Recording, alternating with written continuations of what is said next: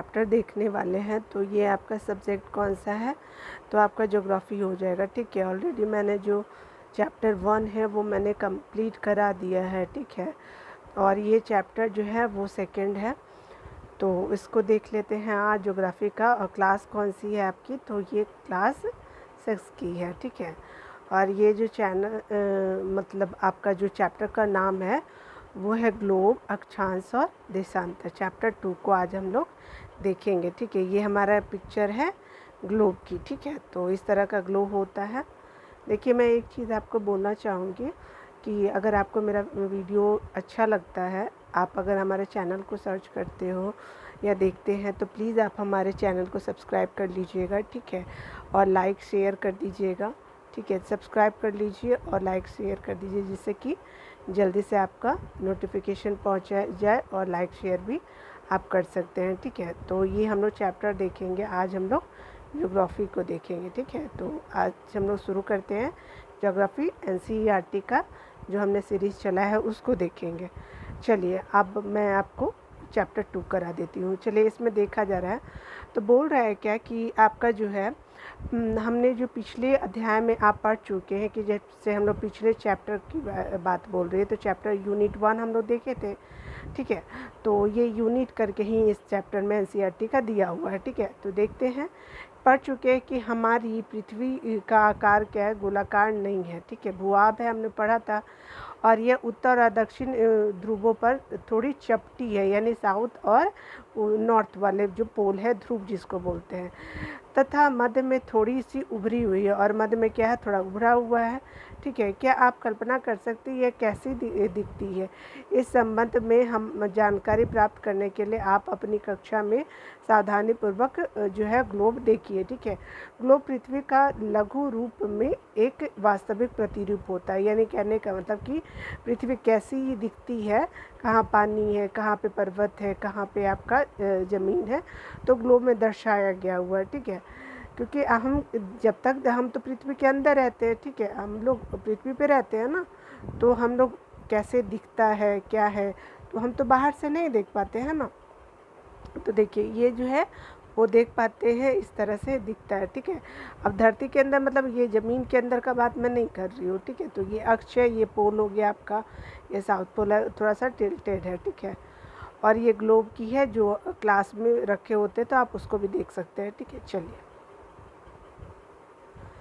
ये यहाँ जो बात किया जा रहा है, तो कह रहा है क्या कि यहाँ पे चैप्टर जो बोल रहा है वो आपका इनसाइड में कि ग्लोब विभिन्न आकार प्रकार के हो सकते हैं। यानी ग्लोब किसी विभिन्न आकार प्रकार भी हो सकते हैं।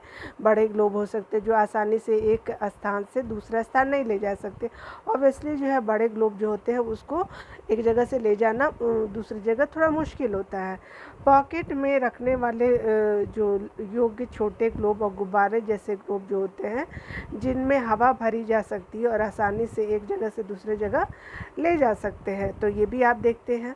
ठीक है, ग्लोब जो है वो स्थिर नहीं होते हैं, इसी प्रकार जो है घुमाया जा सकता है, इसे उसी प्रकार घुमाया जा सकता है जैसे कुम्हार का पहिया या लट्टू घूमते हैं। ठीक है, जो गाँवों में आप लट्टू देखते हैं जो आपका इस तरह से बना रहता है ना, तो इस तरह से लट्टू जो बना होता है, मेरी तो बहुत भयानक की लट्टू बनी है, लेकिन आप प्लीज़ इसको मैनेज कर लीजिएगा। ठीक है, तो यहाँ पे घूमती है, उस तरह से आप देख सकते हैं। और चाक इस तरह का बना होता है, और यहाँ पे आप डंडा से आप यहाँ पे ऐसे ऐसे करके घुमा सकते हैं। ठीक है, तो इस तरह से ग्लोब पर आपका बोला जा रहा है कि ग्लोब पर देशों, महाद्वीपों तथा महासागरों को उनके सही आकार में दिखाया जाता है। ठीक है, यानी देश भी होते हैं ग्लोब में, महाद्वीप भी होते हैं, महासागर को भी दिखाया जाता है। ठीक है, पृथ्वी के समान किसी गोले पर किसी बिंदु की स्थिति का वर्णन करना कठिन है। अब प्रश्न यह उठता है कि इस पर किसी स्थान की स्थिति कैसे बताई जा सकती है। इसके लिए हमें कुछ बिंदुओं एवं रेखाओं के संदर्भ की आवश्यकता होती है, यानी बिंदु बना सकते हैं, कोई रेखा बना सकते हैं। ठीक है, तो देखते हैं। ठीक है, आइए यहाँ पे देख लेते हैं। आप देखेंगे कि एक सुई ग्लोब में झुकी हुई अवस्था में स्थित होती है, यानी जो सुई होती है वो एक सुई जो होती है ग्लोब में झुकी हुई अवस्था में होती है। मैंने आपको टिल्टेड बोला था, जिसे अक्ष कहते हैं, ठीक है। अक्ष किसको कहते हैं? जो घुमा हुआ थोड़ा सा झुका हुआ रहता है, ठीक है। ग्लोब पर दो बिंदु जिससे होकर के सुई गुजरती है उत्तर और दक्षिण ध्रुव कहलाता है। यानी आप देख सकते हैं ये हमारा क्या है कि ये हमारा उत्तर वाला ध्रुव है, ठीक है, ये अक्ष है, ठीक है। और ये हमारा साउथ वाला दक्षिण वाला हो गया और ये उत्तर वाला हो गया, ठीक है। तो ये इस तरह से आप देख सकते हैं, ठीक है। हमारे पास पेन नहीं है इसलिए मैं आपको ठीक तरह से लिख नहीं पा रही हूँ, ठीक है। चलिए यहाँ देखिए, उसके अलावा क्या है कि आपका जो बोल रहा है तो कह रहा है कि ग्लोब को उस इस सुई के चारों ओर पृथ्वी की भांति पश्चिम से क्या है कि पूरब की ओर घुमाते हैं, यानी पश्चिम से क्या करते हैं? पश्चिम से पूरब की ओर घूमते रहता है, ठीक है। और जो हम देखते हैं ग्लोब को, लेकिन याद रखें कि इन दोनों में एक अंतर होता है, आपका ग्लोब में अंतर होता है। पृथ्वी पर वास्तव में ऐसी कोई सुई नहीं होती, ठीक है। ग्लोब में तो हम सुई बना देते हैं, लेकिन हमारे पृथ्वी में ऐसी कोई वास्तविक सुई होती ही नहीं है, ठीक है। हमने अपने सुविधा के लिए एक काल्पनिक इस तरह का साँचा तैयार किया है। यह अपने अक्ष पर चारों ओर घूमती है, ये जो है अपने अक्ष पर घूमती है, जो एक काल्पनिक रेखा, और ये क्या है कि एक काल्पनिक रेखा है, ठीक है। आगे देखिए, एक अन्य काल्पनिक रेखा भी ग्लोब को दो बराबर भागों में क्या करती है? बांटती है, ठीक है। चलिए देखिए, बांटती है, इसे क्या कहते हैं? विषुवत वृत्त कहते हैं, ठीक है। एक और जो रेखा होती है जिसको विषुवत वृत्त कहते हैं, देख लेते हैं कि ये क्या होते हैं। उत्तर पृथ्वी के उत्तर में स्थित आधे भाग को उत्तरी गोलार्ध कहते हैं और दक्षिण भाग में आधे भाग को क्या कहते हैं? दक्षिण वाले भाग को, आधे भाग जो होते हैं वो उसको दक्षिण गोलार्ध कहते हैं, ठीक है।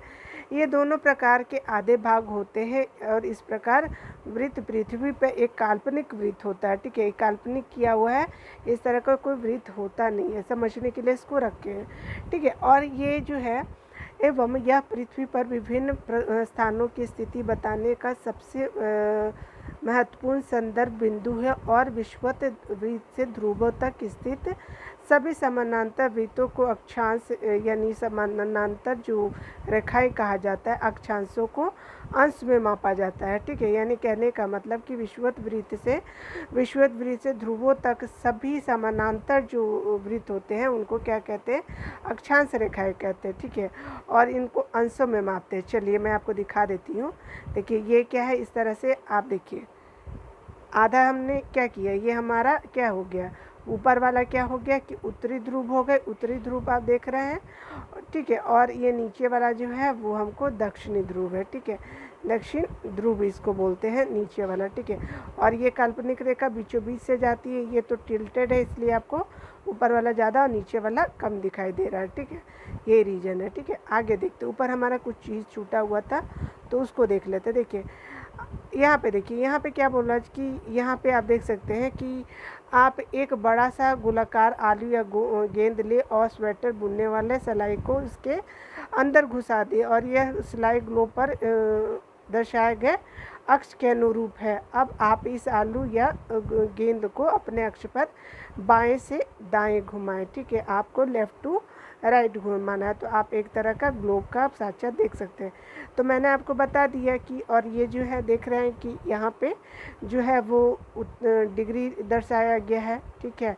अंश जिसको बोला जाता है 40 डिग्री उत्तरी, 60 डिग्री उत्तरी अक्षांश, उसी तरह से आपका 80 डिग्री, और उसी तरह से आपका दक्षिण में भी होगा, 20 डिग्री दक्षिण अक्षांश हो जाएगा। उसके अलावा 40 अक्षांश हो जाएगा दक्षिण में, साउथ में नीचे जाते हैं, और 60 डिग्री दक्षिण, इस तरह से अंदर बनते जाएगा, ठीक है, बनते जाएगा। आप अगला देखिए, अगला क्या बोल रहा है, तो कह रहा है क्या कि विषुवत वृत्त शून्य अक्षांश कहलाती है। विषुवत वृत्त जो अंश है, वृत्त है, तो विषुवत वृत्त को क्या कहते हैं? तो शून्य डिग्री अक्षांश कहते हैं, अंश कहते हैं। शून्य अंश यानी अक्षांश दर्शाती है, ठीक है। यानी ये इसको क्या माना जाता है? तो इसको ज़ीरो मानते हैं, ठीक है। ज़ीरो के बाद आपका उत्तरी हो गया, ठीक है। 20 अंश उत्तरी हो गया, उसी तरह से नीचे भी हो गया 20 अंश दक्षिणी हो गया। ठीक है, आगे देखते हैं यहाँ पे जो बोला जा रहा है। तो कह रहा है क्या कि आप इस तरह से हमने बना लिया, उसी तरह से चूंकि विषुवत वृत्त से दोनों तरफ ध्रुवों के बीच की दूरी जो पृथ्वी के चारों ओर के वृत्त का 1/4 होता है, यानी कहने का मतलब कि विषुवत वृत्त के दोनों तरफ ध्रुवों के बीच की जो दूरी होता है पृथ्वी के चारों ओर के वृत्त का क्या होता है, 1/4 होता है। ठीक है, ये याद रखिएगा। अतः इसका अंश जो है वो आपका, जैसे मान लीजिए कि टोटल कितना है 360 डिग्री हो गया, 360 अंश हो गया, और इसको 1/4 कर लीजिए तो 1/4 कितना है, यानी 90 अंश हो गया। ठीक है, डिग्री को ही यहाँ अंश लिखा हुआ है। ठीक है, तो अंश हो गया। उसी तरह से आपका क्या है, इस प्रकार 90 अंश जो होता है, 90 अंश जो होता है उत्तरी अक्षांश उत्तर ध्रुव को दर्शाता है, और 90 अंश दक्षिण जो है वो ध्रुव को दर्शाता है। इस तरह से जो ऊपर होता है उत्तरी में होगा वही आपका दक्षिणी भी होगा। ठीक है, इस प्रकार जो है वो विषुवत वृत्त के उत्तर के सभी समानांतर रेखाओं को उत्तरी अक्षांश कहा जाता है, तथा विषुवत वृत्त के दक्षिण स्थित सभी समानांतर रेखाओं को दक्षिण अक्षांश कहा जाता है, यानी दक्षिण वाले को दक्षिण और उत्तर वाले को क्या कहते हैं, उत्तरी अक्षांश कहेंगे। ठीक है, उसके अलावा क्या बोला, इसीलिए प्रत्येक अक्षांश के मान के साथ इसकी दिशा यानी उत्तर या दक्षिण को भी लिखा जाता है। ठीक है, सामान्यतः जो है इसे उत्तरी या दक्षिणी अक्षांश से व्यक्त किया जाता है। ठीक है, उदाहरण के लिए महाराष्ट्र में जो है वो चंद्रपुर जो है, एवं ब्राज़ील में जो साउथ अमेरिका में ब्राज़ील में बेलो होरिज़ोंटे दोनों एक ही अक्षांश यानी 20 अक्षांश पर स्थित है। यानी देखिए मैं आपको बता रही हूँ कि जो भारत का महाराष्ट्र का चंद्रपुर जो है वो क्या है 20 अक्षांश पे है, और ब्राज़ील का जो आपका क्या है, आपका जो साउथ अमेरिका में जो ब्राज़ील है में बेलो होरिज़ोंटे है। ठीक है, बेलो होरिज़ोंटे है। ठीक है, जो भी प्रोनाउंस इसको कर सकते हैं। ठीक है, तो ये क्या है कि 20 अंश पे ही है। ठीक है ना, इस तरह से हो गया। और अगला देखिए यहाँ पे अगला जो बोला जा रहा है, तो ये लेकिन यहाँ पे चंद्रपुर विषुवत वृत्त के 20 अंश उत्तर में एवं बेलो होरिज़ोंटे जो है वो विषुवत वृत्त के 20 अक्ष दक्षिण में स्थित है, यानी अंश तो दोनों का सेम है। ठीक है, लेकिन ये उत्तर में है, महाराष्ट्र वाला उत्तर में है, और होरिज़ोंटे जो है जो साउथ अमेरिका वाला ब्राज़ील का है वो दक्षिण में है। ठीक है, चलिए इसलिए हम कह सकते हैं कि चंद्रपुर जो है वो 20 डिग्री उत्तरी अक्षांश पर, तथा अब बेलो होरिज़ोंटे जो है वो दक्षिण में है, तो उसको क्या वो 20 डिग्री दक्षिण अक्षांश पर स्थित है। ठीक है, चीज 2.2 से जैसे जैसे हम विषुवत वृत्त से दूर होते जाते हैं अक्षांश का आकार क्या है, घटता जाता है। देखिए यहाँ पे देख रहे, देखिए यहाँ पे मैं आपको बता दे रही हूँ, इसको थोड़ा सा मैं दूर कर देती हूँ, आप यहाँ पे देख सकते हैं। यहाँ पे जो है देखिए, ये आपको मैं बोली थी 0 डिग्री है, यहाँ लिखे हुए हैं, और जो है यहाँ पे काल्पनिक होता है। ठीक है, तो बीच वाली 2 लाइनें जो होती है यानी हमारी उत्तरी ध्रुव वाली और दक्षिणी ध्रुव वाली होती है, तो ये ऊपर वाले को कर्क रेखा बोलते हैं, उष्ण कटिबंध होते हैं। और ये बीच वाला ये जो पूरा एरिया होता है ना, ये हमारा उष्ण कटिबंध कहा जाता है, यानी नॉर्थ वाला भी 23.5 डिग्री जो उत्तरी अक्षांश है वो नॉर्थ वाला, तो क्या बोलेंगे कर्क रेखा, और जो साउथ वाला है वो उसको क्या बोलेंगे, मकर रेखा बोलेंगे। ठीक है, तो ये मकर, ये दोनों में क्या है कि आपका ये उष्ण कटिबंधीय वाला एरिया आता है। ठीक है, लेकिन ये जो कर्क रेखा अगर पूछा जाएगा तो कहाँ होता है, तो 23.5 डिग्री आपका उत्तरी अक्षांश में, और मकर रेखा तो 23 डिग्री दक्षिणी अक्षांश में होता है। ठीक है, तो चलिए ये देख लीजिए यहाँ पे हो गया। चलिए उसके अलावा जो है आप जैसे जैसे ऊपर बढ़ते जाइएगा तो क्या होगा कि अक्षांश का जो साइज होता है वो घटता जाता है। देख रहे हैं, पहले ये वाला बृहद वृत्त है, वृत्त बोलते हैं इसको, थोड़ा वो छोटा हो गया, फिर छोटा, इस तरह से थोड़ा सा छोटा होता जाता है। ठीक है, चलिए अब देखिए यहाँ पे जो है सबसे ज़्यादा बारिश भी होती है, ये मतलब विषुवत रेखा के आसपास, यानी 23.5 डिग्री जो उत्तरी और 23.5 डिग्री दक्षिण में सबसे ज़्यादा बारिश भी होती है। ठीक है, गर्मी और बारिश दोनों होती है। ठीक है, उष्ण कटिबंध इस एरिया को बोलते हैं जो आपका हल्का सा ग्रीन से दर्शाया गया है। ठीक है, अगला देखिए, अगला क्या बोल रहा है, तो कह रहा है कि आपका जो कर्क रेखा तो उत्तरी में है, 23.5 डिग्री उत्तरी है। उसी तरह से आपका उष्णकटिबंधीय के बाद क्या आता है, तो उत्तरी शीतोष्ण कटिबंधीय आता है, ठीक है। और ये जो है आपका कहाँ तक रहता है, तो 66.5 डिग्री उत्तरी अक्षांश तक रहता है। और सबसे जो पोल वाला होता है उत्तरी शीत कटिबंध इसको बोलते हैं, ठीक है, जो पोल के पास होता है, जो उत्तरी ध्रुव, उत्तर वाले को उत्तरी ध्रुव और दक्षिण वाले को दक्षिणी ध्रुव। उसी तरह से देखिए यहाँ पे क्या बोल रहा है, तो कह रहा है क्या कि आपका जो है वो आप साउथ में आ जाइए, मतलब दक्षिणी ध्रुव में आ जाइए। तो ये क्या है कि 23.5 डिग्री दक्षिण में हो गई। और इस लाइन को क्या कहते हैं, मकर रेखा, ठीक है। और ये दक्षिण में, ठीक है, और इसको दक्षिणी शीतोष्ण कटिबंध कहेंगे। देखिए इसको उत्तरी शीतोष्ण कह रहे थे, दोनों उत्तर में भी शीतोष्ण और दक्षिण में भी शीतोष्ण, लेकिन ये उत्तरी और ये दक्षिणी है, ठीक है। उसी तरह से दक्षिण ध्रुव विवृत हो गया, ऊपर क्या था, उत्तरी ध्रुव विवृत हो गया। और उसके अलावा क्या है कि आपका जो है दक्षिण शीत कटिबंध हो गया, और ऊपर जो है वो आपका उत्तरी शीत कटिबंध हो गया, ठीक है। और ये जैसे मैं आपको बता चुकी थी कि दक्षिण ध्रुव हो गया 66.5 डिग्री जो दक्षिण में है, ठीक है। और देख रहे हैं कि आपका साइज भी छोटा होते जा रहा है, अक्षांशों का आकार भी, ठीक है। और इसको क्या कहते हैं, अक्षांश कहते हैं। ये जो आपका बना हुआ है इसको अक्षांश कहते हैं, ठीक है। चलिए देखिए यहाँ पे बोल रहा है, तो कह रहा है कि महत्वपूर्ण अक्षांश यानी समानांतर रेखा है। विषुवत वृत्त को कितने डिग्री से डिनोट करते हैं, जो 0 डिग्री से करते हैं। उत्तरी ध्रुव जो होते हैं 90 डिग्री उत्तरी जो होते हैं उससे डिनोट करते हैं, ठीक है, उत्तरी ध्रुव को। और दक्षिणी ध्रुव को यानी यहाँ पे जो है 90 डिग्री वाले साउथ वाला को मैं बोल रही हूँ, और ऊपर वाला को जो यहाँ है ये 90 डिग्री हो गया। ये जो है ना, ये आपका कितना हो गया, तो ये 90 डिग्री हो गया उत्तरी वाला, ठीक है। तो आपका उत्तरी में भी होता है और दक्षिण में भी होता है, ठीक है। चलिए इसके अतिरिक्त जो है अतिरिक्त 4 अक्षांश रेखाएं भी और भी है, ठीक है। यानी आपका विषुवत वृत्त है, उत्तरी ध्रुव है, दक्षिण ध्रुव है, और इसके अतिरिक्त जो है वो अक्षांश रेखाएं जो समानांतर भी है, ये है। चलिए देख लेते हैं, ऊपर लिखा हुआ है ऐसे। चलिए यहाँ पे देख लेते हैं, पहले ये मैंने आपको बता दिया है।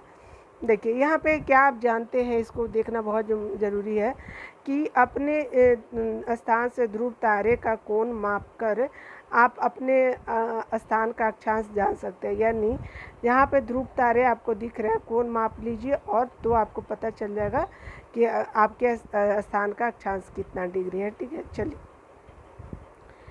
यहाँ देखिए और भी है क्या, तो देखिए मैंने आपको बोला था पहला क्या है, तो आपका उत्तरी गोलार्ध में कर्क रेखा हो गया, और दक्षिण गोलार्ध में मकर। मैंने आपको बोला था उत्तर में क्या होता है, कर्क रेखा, दक्षिण गोलार्ध में क्या होता है, मकर रेखा, ठीक है।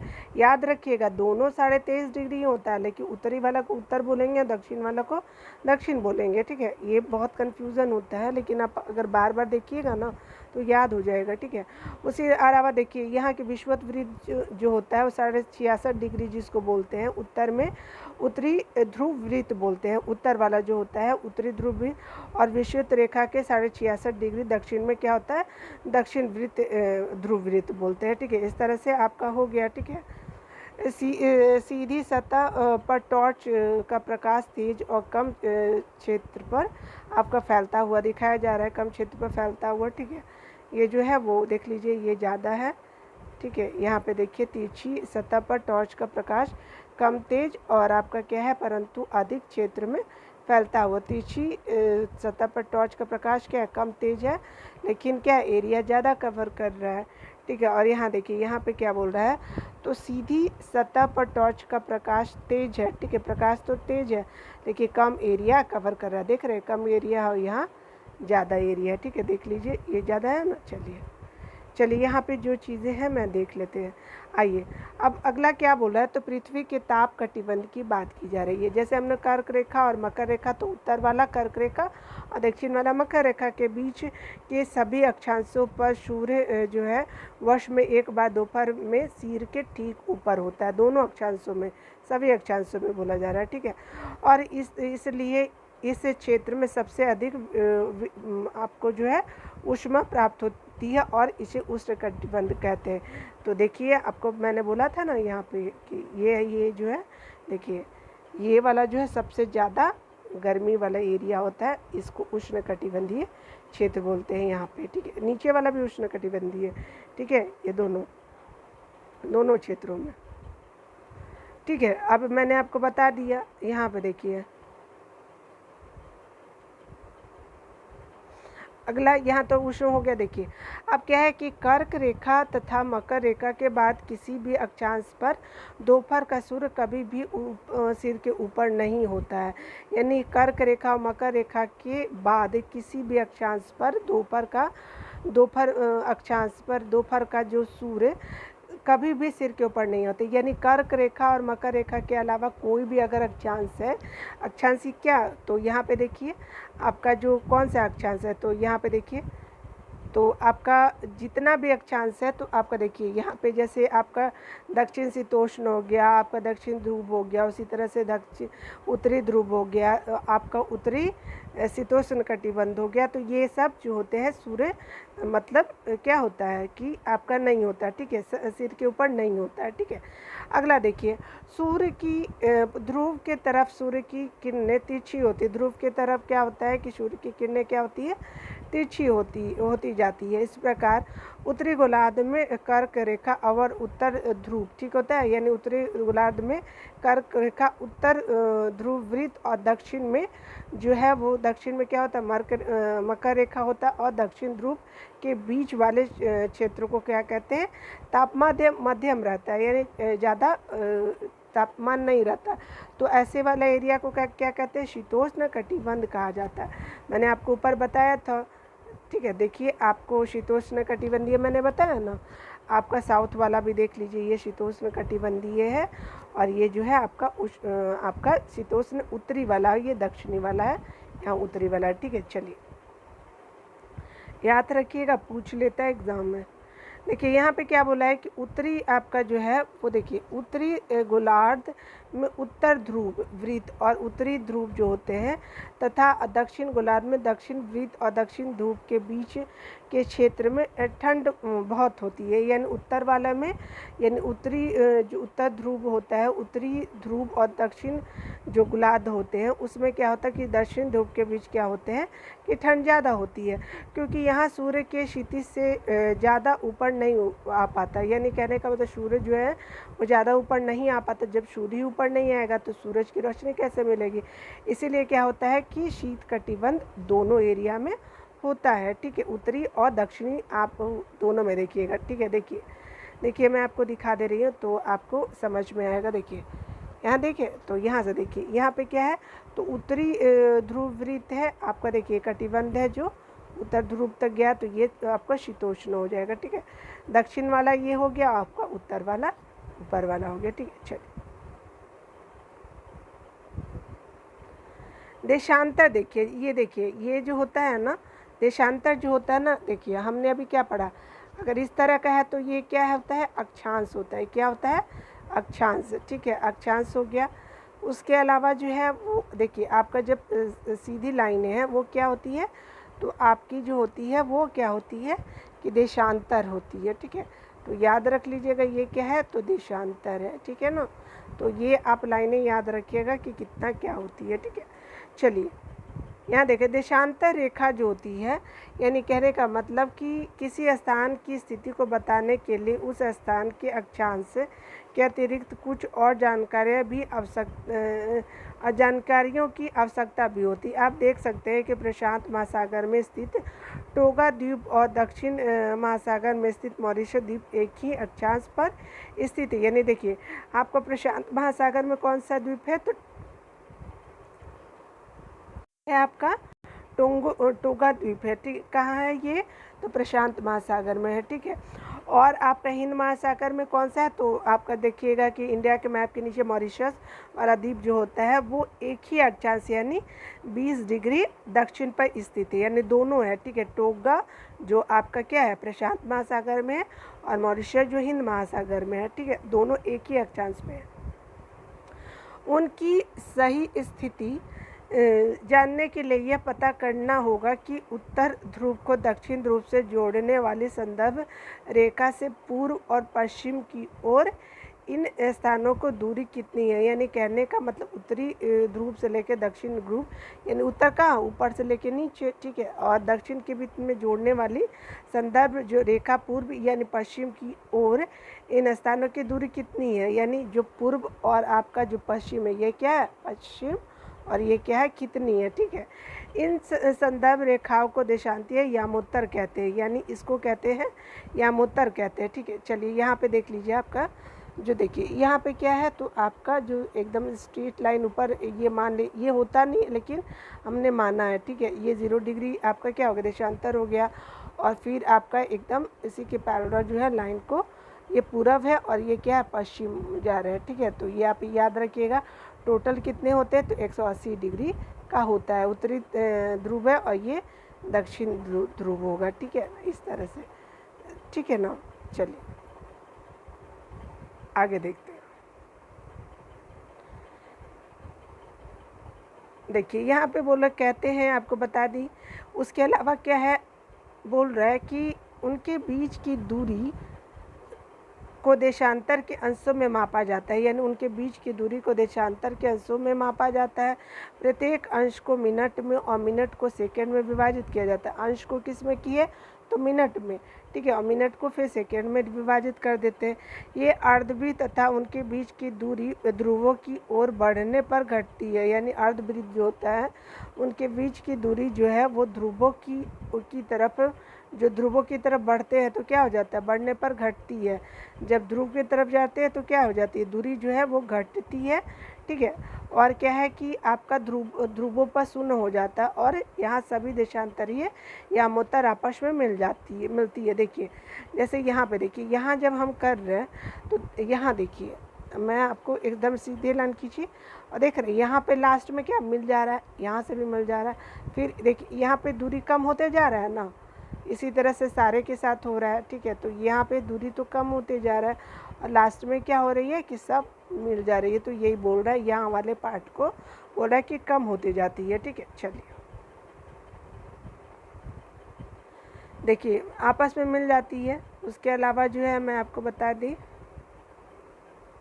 और ये क्या हो जाती है, शून्य हो जाती है, और जहाँ सभी देशांतरीय यामोत्तर आपस में मिलती है, यानी, ठीक है। चलिए अगला देखते हैं, यानी अक्षांश। अक्षांश क्या होता है, ये वाला जो लाइन होता है, ये हमारी क्या है, ये कहाँ गई, ये जो है अक्षांश हो गए, यानी समानांतर जिसको बोलते हैं। अक्षांश को क्या बोलते हैं, समानांतर रेखाएं जो है से भिन्न सभी देशांतरीय यामोत्तर की लंबाई समान होती है, यानी अक्षांश की समान नहीं होता लेकिन देशांतर की यामोत्तर समान होती है, इसलिए इन्हें सिर्फ कुछ संख्याओं में व्यक्त करना कठिन है, ठीक है।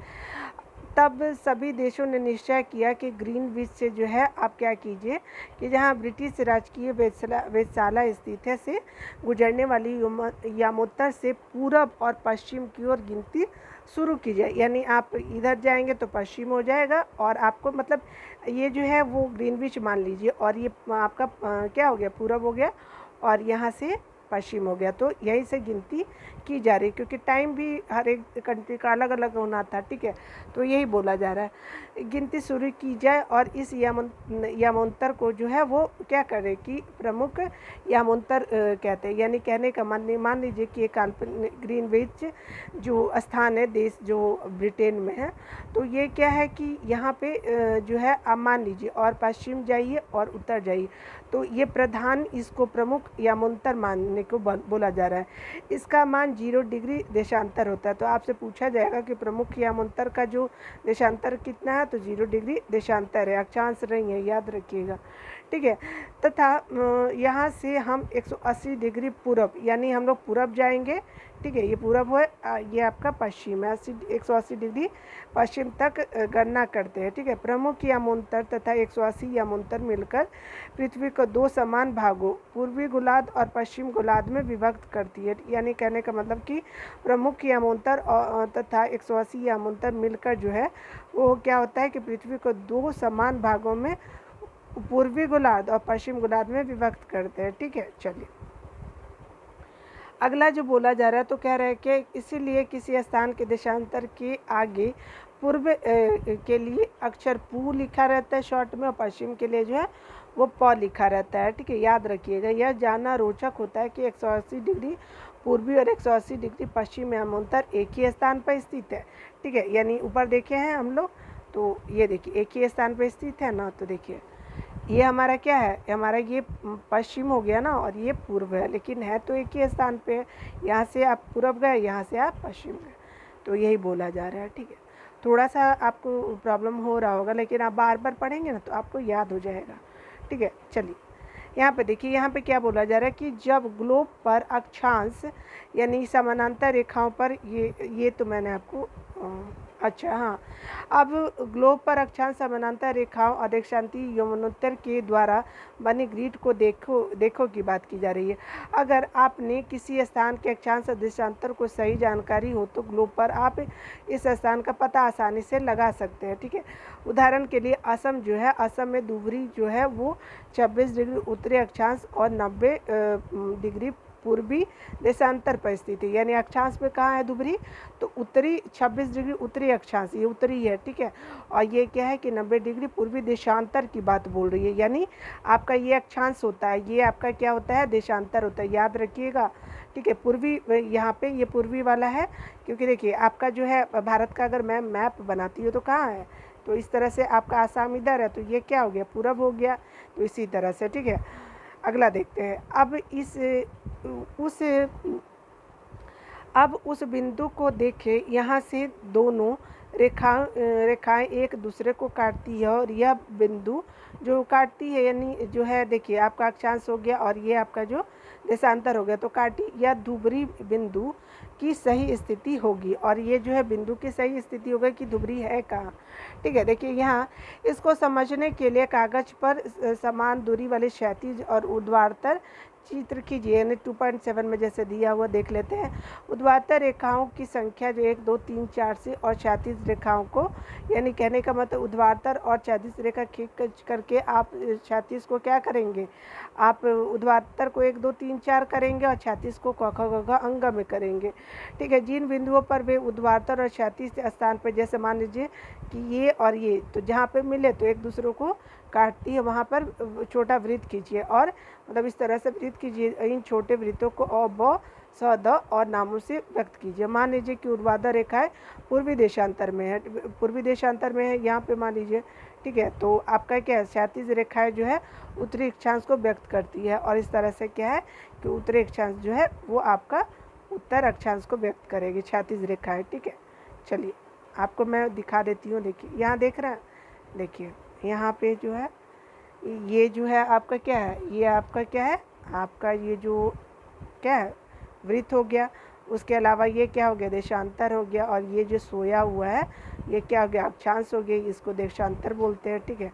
और ये वाली जो लाइन है आपको प्रमुख ये क्या है, यामांतर लाइन है, ठीक है। और आपको उत्तरी गोलार्ध हो गया, ठीक है। आपका क्या उत्तर वाला ऊपर में मैंने बोला था ना, उत्तर मान लीजिए, और नीचे वाला दक्षिण मान लीजिए, ठीक है। दक्षिण हो गया 40 डिग्री दक्षिण, 20 डिग्री दक्षिण, उसी तरह से आपका ये मिलने लगा। जैसे ये आपका क्या देशांतर हो गया, और ये क्या हो गया आपका अक्षांश हो गया, तो ये जहाँ पे मिले ना, तो यहाँ पे क्या हो गया, प्रमुख यामांतर बन गया, ठीक है।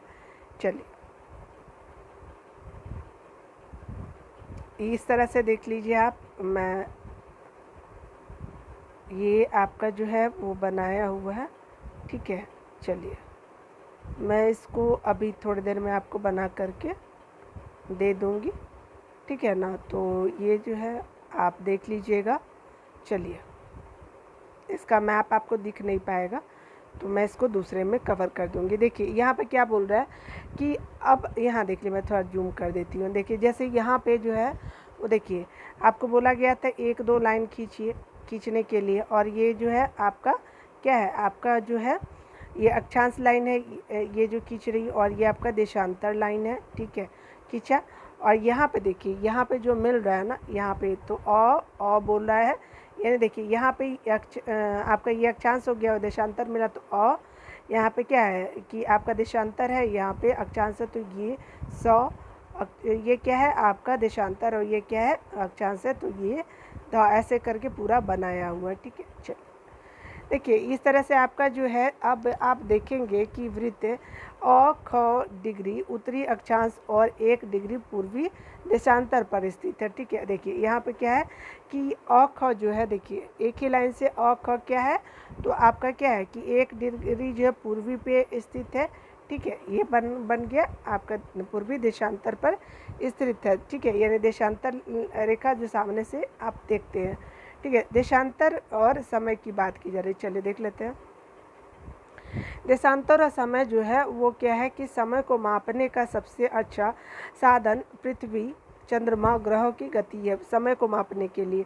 सूर्योदय और सूर्यास्त प्रतिदिन होता है, तो स्वाभाविक ही है कि यह पूरे विश्व में समय निर्धारण का सबसे अच्छा साधन है। ठीक है, स्थानीय समय का अनुमान जो होता है वो सूर्य के द्वारा बनने वाली परछाई से लगाया जा सकता है, जो दोपहर में सबसे छोटी और सूर्योदय तथा सूर्यास्त के समय सबसे लंबी होती है। यानी कब दोपहर में छोटी होती है छाया, और सूर्योदय जब होता है या सूर्यास्त होता है तो लंबी छाया होती है। ठीक है, चलिए ये याद रखिएगा कि कब छोटी छाया बनती है और कब बड़ी। ठीक है, सूर्योदय ग्रीनविच पर स्थित प्रमुख यामांतर पर सूर्य जिस समय आकाश के सबसे ऊंचे बिंदु पर होगा, उस समय यामांतर पर स्थित सभी स्थानों पर जो है वो क्या है कि दोपहर होगी। ठीक है, यानी ग्रीनविच पर स्थित प्रमुख यामांतर पर सूर्य जिस समय आकाश के सबसे ऊंचे बिंदु पर होगा, उस समय यामांतर पर स्थित सभी स्थानों पर दोपहर होंगे। ठीक है, यानी कहने का मतलब है कि ग्रीनविच का जो स्थित है प्रमुख यामांतर, यानी सूर्य जिस समय आकाश के सबसे ऊंचे बिंदु पे होता है, उस समय यामांतर पर स्थित सभी स्थानों पर क्या होगी, दोपहर का होना लिखा हुआ है। ठीक है, अगला देखते हैं। सभी चूँकि पृथ्वी पृथ्वी जो होता है पश्चिम से पूरब की ओर घूमती है, याद रखिएगा पृथ्वी जो है वो पश्चिम से पूरब की ओर घूमती है, अतः वे स्थान जो ग्रीनविच से पूरब में है उसका जो है समय ग्रीनविच समय के आगे होता है, यानी आगे होता है। आज जो पश्चिम में होता है तो आपका देखिए ये जो माने ग्रीनविच है, तो आपका ये जो पूरब है तो पूरब क्या होगा, तो आगे होगा। ठीक है, और ये जो आप पीछे जाएंगे यानी पश्चिम जाएगा तो पीछे हो जाएगा। ठीक है, 5.5 घंटे पीछे। ठीक है, इस तरह से। ठीक है, इस इनका जो होता है आपका क्या होती है, समय पीछे जाएगा, पश्चिम में जाएंगे तो समय के अंतर की दर की गणना निम्नलिखित विधियों से की जा सकती है। ठीक है, पृथ्वी जो है लगभग 24 घंटे में एक अक्ष पर 360 डिग्री घूमती है, यानी अपने अक्ष पे जो पृथ्वी यानी पृथ्वी है तो अपने ही जगह पे, सूर्य का नहीं मैं बात कर रही हूँ, ये अपने ही जगह पे, तो 24 घंटे में वो 360 डिग्री घूम जाती है पृथ्वी, याद रखिएगा। अर्थात जो है 1 घंटे में कितना घूमती है, तो 15 डिग्री घूमती है, यानी 1 घंटे में 15 डिग्री, और 4 मिनट में कितना, तो 1 डिग्री घूमती है पृथ्वी। याद रखिए क्या 1 घंटे में कितनी, तो 15 डिग्री, और 4 मिनट में आपका जो है वो क्या होता है, देखिए क्या होता है 60 हो गया ना, 60 को 15 से डिवाइड कीजिएगा तो कितना हो जाएगा, 4 हो गया ना, तो यही आपका 1 मिनट घूमती है, 4 मिनट में 1 डिग्री घूमती है। ठीक है, इस तरह से। अगला देखिए, इस प्रकार जो है आपका क्या है कि यह ग्रीनविच में जो है दोपहर के 12 बजते हैं। ठीक है, जब दोपहर के 12 बजते हैं ग्रीनविच में, यह तब ग्रीनविच में 15 डिग्री पूर्व समय हो गए, यानी कहने का मतलब कि जब ग्रीनविच में 12 बजे हैं दोपहर के, तो आपका ग्रीनविच के मतलब जो पूरब में, ग्रीनविच के पूरब में जो बोले तो कितना, तो 15 डिग्री समय होगा, यानी 15 इंटू 4 कर दीजिए। ठीक है, 15 इंटू 4 कर दी तो 60 मिनट हो गया मिनट में, अर्थात ग्रीनविच के समय से 1 घंटे आगे अथवा वहाँ दोपहर का 1 बजा होगा। यानी कहने का मतलब कि जब आप 15 को 4 से गुना कीजिएगा तो कितना हो जाएगा आपका, 1 घंटा बढ़ जाएगा, और 1 घंटा बढ़ जाएगा तो कहने का मतलब क्या है कि जो 12 ग्रीनविच में बढ़ रहा है तो आपका 1 घंटा बढ़ जाएगा आपका दूसरे जगह जो है पूरब में, वो जो हो जाएगा दोपहर का 1 बजेगा। ठीक है, लेकिन ग्रीनविच के 15 डिग्री जब पश्चिम जाते हैं, पश्चिम जब जाएंगे तो आपका क्या होगा कि 1 घंटा पीछे जाएगा, याद रखिएगा पीछे जाएगा, और वहाँ सुबह जो है वो 11 बजेगा, क्योंकि ग्रीनविच में कितना बज रहा था, 12 बज रहा था, तो जानते हैं कि 4 मिनट पीछे चले जाइए आप जो है वो 60 मिनट जो है पीछे चले जाइए। ठीक है, अब 4 मिनट नहीं 60 मिनट। ठीक है, यानी कहने का मतलब 1 घंटा है। इसी प्रकार जब ग्रीनविच पर दोपहर के 12 बजे होंगे, यानी कहने का मतलब कि जब दोपहर का 12 जब बजता है ग्रीनविच में, तो उस समय डिग्री 180 डिग्री पर मध्यरात्रि होगी, यानी कहने का मतलब कि दोपहर 12 बजे ग्रीनविच में, तो उस समय जो 180 डिग्री मध्य रात्रि होगी। इस तरह से आप देख सकते हैं, ठीक है। चलिए, किसी भी आपका क्या बोला कि किसी भी स्थान पर जब सूर्य आकाश में अपने उच्चतम बिंदु पर होता है दोपहर में, उस समय घड़ी में दिन के 12 बजते हैं, ठीक है। किसी भी स्थान पर जब सूर्य आकाश में अपने उच्चतर बिंदु पर होता है तो दोपहर में उस समय घड़ी में दिन के 12 बजते हैं। यानी कहने का मतलब कि जो सूर्य के आकाश जो होता है उच्चतम बिंदु पे होता है, तो समझ लीजिए कि वो दिन के 12 बजे है। इस प्रकार घड़ी के द्वारा बताया गया समय उस स्थान पर स्थानीय समय होगा। आप देख सकते हैं कि दिए गए देशांतरी यामोन्तर में जो है वो सभी स्थानों पर स्थानीय समय समान होंगी, ठीक है। दक्षिण यामोन्तर में सभी जो जगह है स्थान जो है समान होगा, ठीक है। अगला देखते हैं, हम मानक समय क्यों मानते हैं, ठीक है। अलग अलग यामोन्तर पर स्थित स्थानों के स्थानीय समय में जो है अंतर की बात की जा रही है। चलिए देखिए, यहाँ पे जो है तो हम देखिए ये हमारा क्या है, तो ये हमने माना है ये मिर्ज़ापुर वाला जो नैनी है तो 42.42 डिग्री पूरब है, और ये जो है लास्ट वाला जो 97 डिग्री पूरब है जो आपका क्या हो गया अरुणाचल प्रदेश, और ये क्या हो गया आपका जो गुजरात वाला एरिया है 68 डिग्री पूरब जो है, ठीक है। आपका ये दोनों बना है, ठीक है। ये मतलब ग्रीनविच जब हम देखते हैं तब की बात कर रही हूँ मैं। यहाँ पे देख लेते हैं, ठीक है। देखिए, हम मानक समय क्यों मानते हैं, ठीक है। अलग अलग यामोन्तर पर स्थित स्थानों के स्थानीय मान में क्या होता है कि अंतर होता है, ठीक है। अंतर होता है तो उदाहरण के लिए जो है वो बोला जा रहा है, उदाहरण के लिए बहुत से देशांतरों से होकर गुजरने वाली रेलगाड़ियों के लिए समय सारणी तैयार करना कठिन होगा। भारत में गुजरात के द्वारका और असम के डिब्रूगढ़ के स्थानीय समय में लगभग 1 घंटे 45 मिनट का अंतर होगा, ठीक है। इसलिए यह आवश्यक है कि देश के मध्य भाग से होकर गुजरने वाले किसी यामोन्तर के स्थानीय समय को देश का मानक समय माना जाए। इस यामोन्तर रेखा के स्थानीय समय को पूरे देश का मानक समय माना जाता है, ठीक है। यानी मान लिया गया है, ठीक है। यानी कहने का मतलब कि गुजरात के द्वारका और असमगढ़ में जो है वो अंतर देखिए, यानी कहने का मतलब कि देखिए तो आपका जो है आपका गुजरात का द्वारिका मानिए, ठीक है, और असम का डिब्रूगढ़। तो असम कहाँ है आपका पूर्व में है और गुजरात कहाँ है तो आपका जो है वो पश्चिम में है। तो अगर आप गुजरात से लेकर के आसाम जाते हैं तो ये गुजरात है आसाम, तो 1 घंटे 45 मिनट का अंतर होता है, ठीक है। पीछे जाइए और आगे आइए, ठीक है, ऐसे करके, ठीक है। यहाँ पे हमने माना है। उसके अलावा देखिए क्या है कि यहाँ तो हमने बता दिया। उसके अलावा जो इसलिए कहा जाता है कि देश के मध्य भाग से होकर गुजरने वाले किसी यामोन्तर के स्थानीय समय को देश का मानक समय माना जाए। इस यामोन्तर रेखा के स्थानीय समय को पूरे देश का मानक समय माना जाता है, ठीक है। भारत में जो है 82.5 डिग्री पूर्वी जो है वो मानक यामोन्तर माना जाता है। यानी 82 डिग्री पूर्वी है वो मानक यामोन्तर माना गया है, और इस यामोन्तर के स्थानीय समय को पूरे देश का मानक समय माना जाता है और इसे भारतीय मानक समय के नाम से जाना जाता है। यानी कहने का मतलब कि 82.5 डिग्री जो है वो मानक यामोन्तर है भारत का, याद रखिएगा पूर्वी वाला है, ठीक है।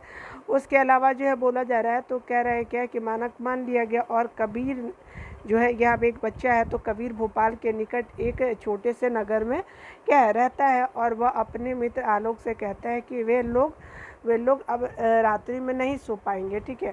भारत और इंग्लैंड के बीच एक क्रिकेट मैच लंदन में 2 बजे अपराह्न में शुरू होगा। यानी लंदन का 2 बजे शुरू होगा, अर्थात भारत के समयानुसार मैच शाम के 7:30 बजे शुरू होगा। यानी शाम में इंडिया में 7:30 बजेंगे तथा देर रात्रि में समाप्त होगा, क्योंकि दोपहर में अमेरिका नहीं लंदन में जो ब्रिटेन है वहाँ पे शुरू होगा।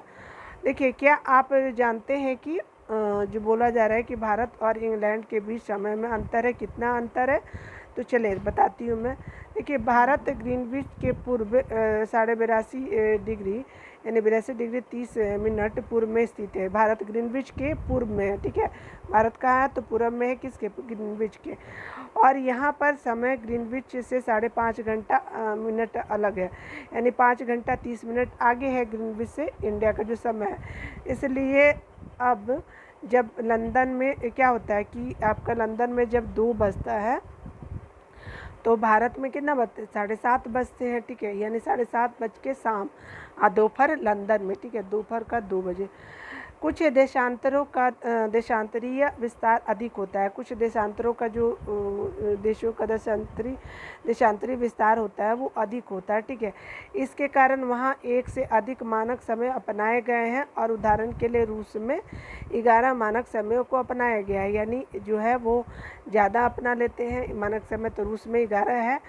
पृथ्वी को एक एक घंटे वाले 24 समय क्षेत्र में बांटा गया। इस प्रकार प्रत्येक समय क्षेत्र 15 मिनट देशांतर तक के क्षेत्र को घेरता है। 15 मिनट देशांतर यानी कितना, मिनट में कितना, तो 60 मिनट हो गया, यानी आवर में 1 आवर हो गया, याद रखिएगा, ठीक है। तो ये हमने देशांतर और अक्षांश को देखा है, चैप्टर नंबर 2 है, ठीक है। चलिए यहाँ पे देख लेते हैं। आओ कुछ करें की बात की जा रही है। अच्छा यहाँ पे तो कुछ है नहीं, ये बच्चों के लिए नहीं है, चलिए, है ना, देखिए ये बच्चों के लिए है स्पेशली, ठीक है, तो उससे हम लोगों को मतलब नहीं है, ठीक है। तो देखिए ये मैं आपको बोल देती हूँ कि आप इस वीडियो को अगर ना समझ में आए तो इसको बार बार देखिएगा और आप जो है वो ग्लोब का सहारा लेकर के आप देख सकते हैं, ठीक है। और शॉर्ट समरी अगर बनाना चाहते हो तो बना लीजिएगा।